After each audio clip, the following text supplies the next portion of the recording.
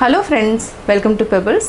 நாளைக்கு காராமணி சுண்டல் செய்ய போறேன். காராமணி வந்து நம்ம 8 hours வந்து சோக் பண்ணி வச்சிரணும். அதுக்கு அப்புறம் நம்ம மஞ்சத்தூள் உப்பு போட்டு நல்லா வேக வச்சிட்டு அதுக்கு அப்புறம் தாளிச்சு செய்ய போறோம். வாங்க எப்படி செய்யறதுன்னு பார்க்கலாம். 8 hours நான் ஊற வச்சிருக்கேன். வெள்ளை காராமணி எடுத்துக்கிறோம். இது கூட நம்ம உப்பு மஞ்சத்தூள் போட்டு வேக வச்சுக்கலாம். இது வந்து ஆல்ரெடி நான் ஒரு டைம் வாஷ் பண்ணிட்டேன். இது மினிமம் வந்து ஒரு 2-3 டைமாவது வாஷ் பண்ணிக்கலாம். இப்போ நான் வாஷ் பண்ணிக்கிறேன். நம்ம குக்கரில் இது 2-3 டைம் நல்லா வாஷ் பண்ணியாச்சு. இந்த அளவுக்கு தண்ணி இருந்தாலே போதும், ரொம்ப தண்ணி ஆட் பண்ண வேண்டாம். நம்ம தேவையான அளவு உப்பு ஆட் பண்ணிக்கலாம். 1 டீஸ்பூன் உப்பு ஆட் பண்ணியாச்சு. இது கூட நம்ம பெருங்காயம் ஆட் பண்ணிக்கலாம். தாளிக்கிறப்போ கொஞ்சம் பெருங்காயம் ஆட் பண்ணிக்கலாம். வேக வைக்கிறப்பவும் கொஞ்சம் பெருங்காயம் ஆட் பண்ணிக்கலாம். 1/4 டீஸ்பூன் மஞ்சள் தூள். இது வந்து ரொம்ப நேரம் வேக வைக்க வேண்டாம். நம்ம ஒரு 4 விசில் இல்லைன்னா 5 விசில் விட்டு எடுத்துக்கலாம். தாளிக்கிறதுக்கு நம்ம கடுகு 1/4 டீஸ்பூன், 1 டீஸ்பூன் கடலைப்பருப்பு உளுத்தம்பருப்பு, பெருங்காயம், 2 வரமிளகாய், 1 பச்சை மிளகாய் நான் அதாவது நீட்டாக கட் பண்ணி வச்சுருக்கேன். இதுக்கு நம்ம 3 டேபிள் ஸ்பூன் அளவுக்கு தேங்காய் யூஸ் பண்ணிக்கலாம். இப்போ எப்படி செய்கிறதுன்னு பார்க்கலாம். காராமணி வேக வச்சுட்டோம். நான் வந்து இது 2 விசில்லையே ஆஃப் பண்ணிட்டேன். ஏன்னா 5 விசில் விட்டேன்னா ரொம்ப குழஞ்சிடும். ஸ்லோவாக வச்சிங்கன்னா 2 விசில் போதும், இல்லைனா 3 விசில் மேக்ஸிமம். இப்போ பார்த்திங்கன்னா இந்த மாதிரி வெந்தாலே போதும். இது வந்து கரெக்டான பதத்தில் இருக்குது. இப்போ நம்ம தண்ணியை வடிகட்டிட்டு அதுக்கப்புறம் தாளிச்சுக்கலாம். காராமணி வேக வைக்கிறது மட்டும் நம்ம கொஞ்சம் கேர்ஃபுல்லாக வேக வைக்கணும். ரொம்ப நேரம் விட்டோன்னா ரொம்ப குழஞ்சி போயிடும். அதனால் 2 விசில் மட்டும் விட்டு எடுத்துக்கலாம். இப்போ நம்ம தண்ணியை வடிச்சுக்கலாம். தண்ணியை நல்லா வடிச்சிட்டோம். இப்போ நம்ம தாளிச்சுக்கலாம். கடாயில் நம்ம ஒரு 2 டேபிள் ஸ்பூன் அளவுக்கு எண்ணெய் விட்டுக்கலாம். எண்ணெய் நல்லா காயிட்டோம். கடுகு 1/2 டீஸ்பூன், கடலைப்பருப்பு உளுத்தம்பருப்பு, கருவேப்பிலை, வரமிளகாய் போட்டோம், பச்சை மிளகாய் வரமிளகாய் ரெண்டுமே நம்ம எண்ணெயில் போட்டால் அந்த காரம் ஃபுல்லாக இறங்கிடும். அதனால் இந்த மாதிரி தாளிச்சுக்கணும். இது நெய்வேத்தியம் பண்ணலன்னா நீங்கள் தேங்காயும் நெய்வேத்தியம் பண்ணுறதா இருக்கிறதுனால நம்ம வெங்காயம் போடாமல் செய்கிறோம். ஆனால் காராமணிக்கு வந்து பூண்டு வந்து நிறையா போட்டு செஞ்சோன்னா இன்னும் டேஸ்ட் வந்து நல்லாயிருக்கும்.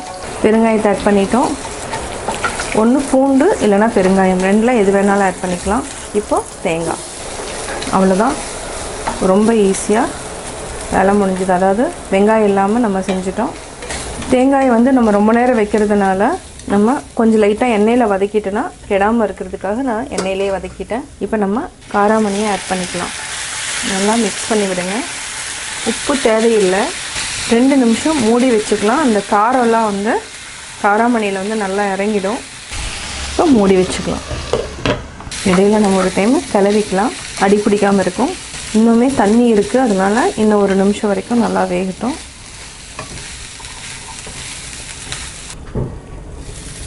தண்ணி வந்து நல்லா ட்ரை ஆகிடுச்சு. இப்போ நம்ம ஆஃப் பண்ணிக்கலாம். காராமணி சுண்டல் ரெடி ஆயிடுச்சு. இப்போ நம்ம மாற்றிக்கலாம் வேறு பாத்திரத்தில். காராமணி சுண்டல் ரெடி.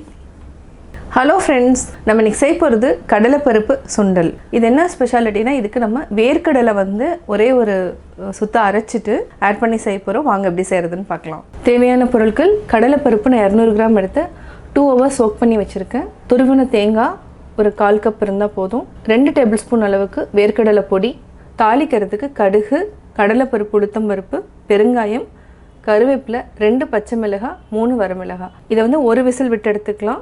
நம்ம தண்ணி ஆட் பண்ணிக்கலாம். மூழ்கிற அளவுக்கு இருந்தாலே போதும். இதுக்கு தேவையான அளவு உப்பு ஆட் பண்ணிக்கலாம். இப்போ தண்ணி மூழ்கிற அளவுக்கு ஊற்றிருக்கிறோம். இது வந்து 1 விசில் மட்டும் விட்டு எடுத்துக்கலாம். நிறையா விசில் விட்டோன்னா குழஞ்சிடும். சன்னா 1 விசில் விட்டு எடுத்துட்டோம். நல்லா வெந்துடுச்சு. இந்த மாதிரி இருக்கணும். அதாவது இல்லைனா ரொம்ப குழஞ்சிடும். ஒரே ஒரு விசில் விட்டாலே போதும். இதை வந்து நம்ம வடிச்சுக்கலாம்.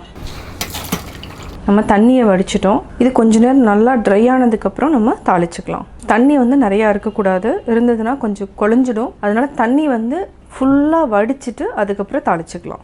நம்ம கடாய் வச்சுக்கலாம். இதுக்கு ஒரு 3 டேபிள் ஸ்பூன் அளவுக்கு கடலெண்ணெய் விட்டுக்கலாம். எண்ணெய் காயிட்டோம்.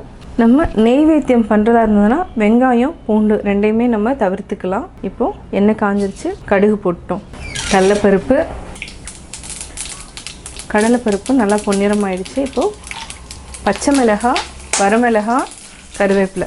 இந்த கடலைப்பருப்புக்கு நம்ம இது 1/4 டீஸ்பூன் அளவுக்கு பெருங்காயம் ஆட் பண்ணணும்.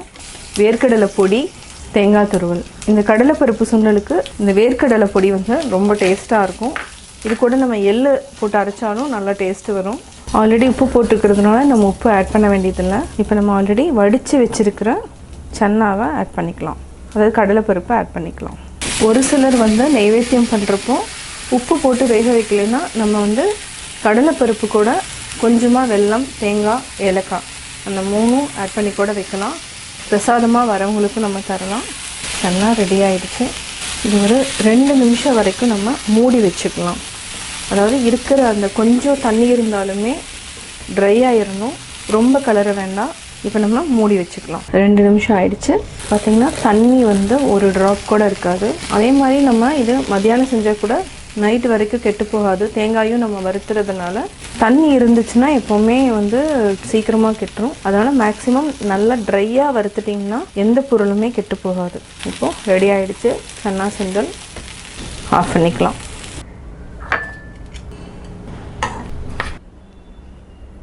சுவையான கடலை பருப்பு சுண்டல் ரெடி. கட்டாயம் உங்களுக்கு இந்த வீடியோ பிடிச்சிருக்கும். இந்த வீடியோ பிடிச்சதுன்னா லைக் பண்ணுங்கள், ஷேர் பண்ணுங்கள், கமெண்ட் பண்ணுங்கள். மறக்காமல் பெபிள்ஸ் தமிழ் சேனலையும் கோபி சுதா சேனலையும் சப்ஸ்கிரைப் பண்ணுங்கள்.